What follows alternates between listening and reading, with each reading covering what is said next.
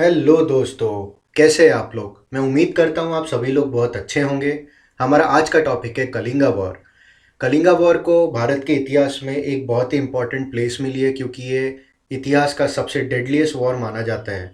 ये वॉर इसलिए भी इम्पोर्टेंट था क्योंकि इस वॉर के बाद में सम्राट अशोक जो थे उनकी किस्मत एकदम अलग डायरेक्शन में चले गई थी। उन्होंने बुद्धिज़्म को अपना लिया था। तो आज हम समझेंगे इस वॉर के बारे में और अशोका की लाइफ में इसके बाद क्या चेंजेस हुए इस वीडियो में आगे।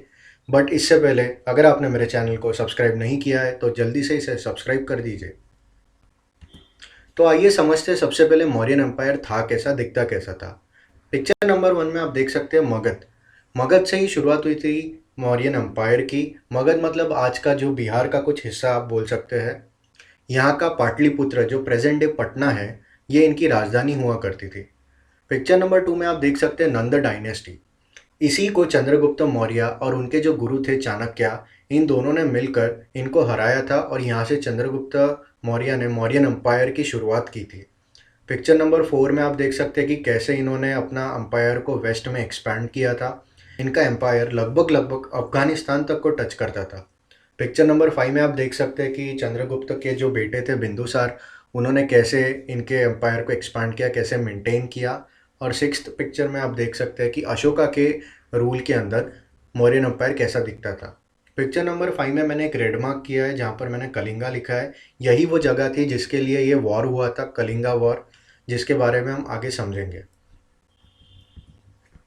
तो हम एक बैकग्राउंड समझ लेते हैं कलिंगा वॉर के बारे में। तो ये जो वॉर था ये मौर्यन एम्पायर और द स्टेट ऑफ कलिंगा, जो आज का आप प्रेजेंट डे बोल सकते हैं कि ओडिशा का कुछ पार्ट और northern part of Andhra Pradesh, ये 262 बीसी के अंदर, बिफोर क्राइस्ट के अंदर ये वॉर हुआ था इन दो स्टेट्स के बीच में। तो मेजर रीजंस क्या रहते कलिंगा वॉर होने के? तो यहाँ पर हमें तीन मेजर रीजंस दिखते हैं। उसमें का पहला इकोनॉमिक प्रॉस्पेरिटी ऑफ कलिंगा। तो ऐसा था कि कलिंगा जो था वो कोस्ट लाइन पे था, उनके पास पोर्ट्स थे। तो इनका जो ट्रेड था, मतलब फॉरेन नेशंस के साथ में जो ट्रेड एक्टिविटीज़ होती थी, तो इन्होंने काफ़ी इससे प्रॉस्पेरिटी अब हासिल की थी, काफ़ी इकोनॉमिक गेन्स इनको मिले थे। साथ ही में सेकंड रीज़न है इंपीरियलिस्टिक डिज़ाइन ऑफ अशोका। अब क्योंकि अशोका इतने बड़े सम्राट थे, उन्होंने लगभग पूरे भारत अफगानिस्तान तक के अपना राज फैला लिया था।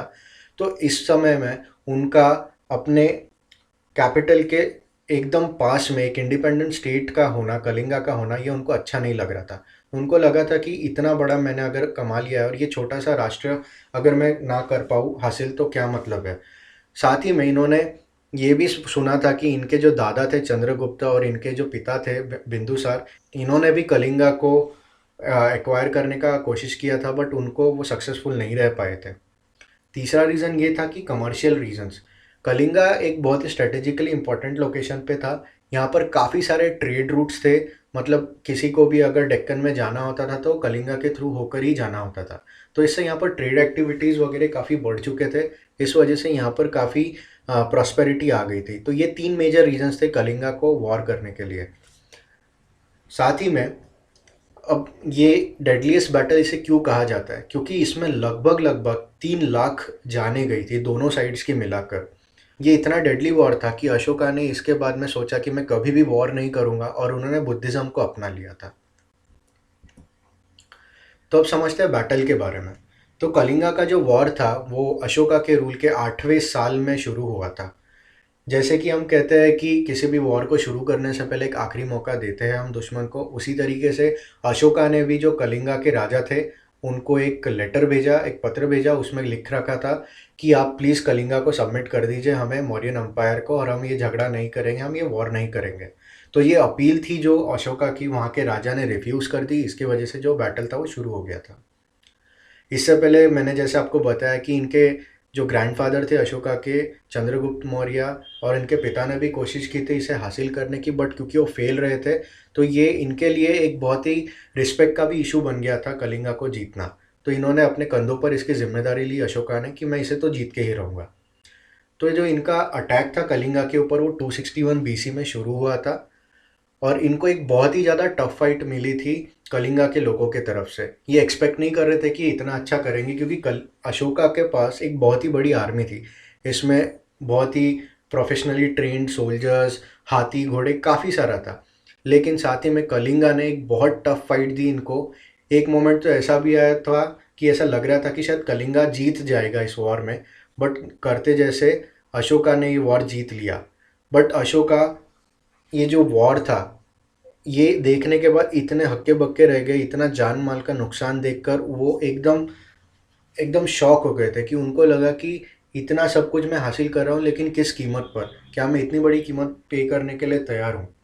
यहाँ पर ऐसा कहा जाता है कि एक दया नाम की रिवर थी जहाँ पर ये वॉर हुआ था, जिसके बाजू में ऐसा कहा जाता है कि इस वॉर के बाद में उस रिवर का पानी, उस नदी का पानी पूरा लाल हो गया था, इतना खून बहा था इस वॉर के अंदर। तो जो इस वॉर की वजह से अशोका के दिल में एक बहुत ही बड़ा चेंज आया। उन्होंने ये सोचा कि भाई इसके बाद में मैं कभी भी वॉर नहीं करूँगा। ऐसा कहा जाता है कि लगभग 1.5 लाख लोग कलिंगा के साइड में और उतने ही अशोका के साइड में मारे गए थे इस वॉर के अंदर।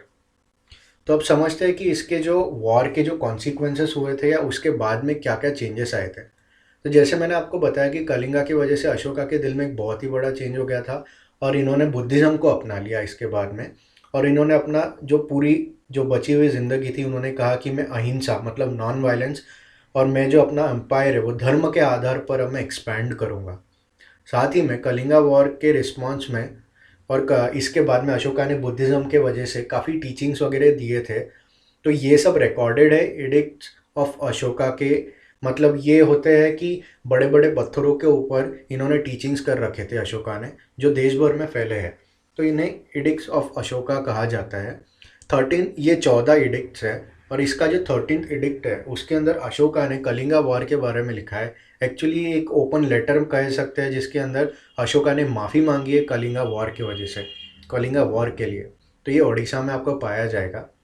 तो इसके बाद में अशोका ने 40 साल राज किया था मौर्यन एम्पायर के ऊपर, और ये काफ़ी पीस हार्मोनी मतलब बहुत ही अच्छे तरीके से विदाउट ब्लडशेड कुछ वॉर नहीं किया, कुछ नहीं किया, और अगले 40 साल इन्होंने बहुत ही अच्छे तरीके से राज किया।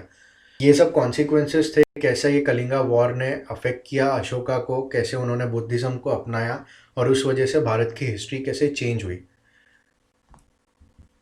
तो अगर आपको ये मेरा वीडियो पसंद आया हो तो प्लीज़ इसे लाइक करें, शेयर करें, सब्सक्राइब करें। Thank you.